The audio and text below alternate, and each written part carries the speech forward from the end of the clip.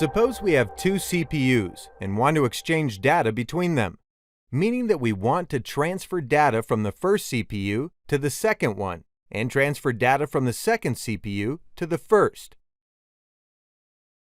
So there are two network ports on each one of these CPUs that we have here, one MPI port and one DP port. Suppose that we need to connect these CPUs together through a Profibus DP network. In order to do this, we need to get a Profibus DP cable and connect one end of that to the DP port of this CPU and the other end to the DP port of the second CPU. In this case, after doing a bunch of network settings, these two CPUs can easily exchange data. Now, let's consider another case. Suppose we need to connect each of these CPUs independently and by means of a Profibus DP network to two IMs, which are located on the expansion rack. Again, we'll connect the DP port of the CPUs to the DP port on the IMs.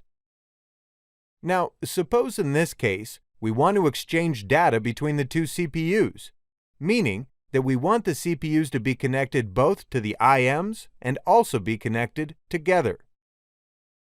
But there's a problem here. We only have one DP port on each of the CPUs, and we've already used it up in order to connect to the IMs. So what's the best solution in this scenario? A first option that crosses our mind is to use the MPI port. However, it's important to note that in order to use an MPI port, we need to use the same MPI network to exchange data as well. But here, for some reason, we need to use a Profibus DP network. For example, it could be that the amount of transferred data is quite large, so we can't use this network because the MPI network is slow. So, what should we do now? In this case, we can use a module called Communication Process, or CP for short. Now, what does this module do?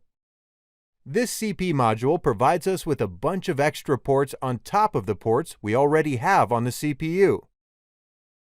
If you see here, we use a CP module that has a DP port on it.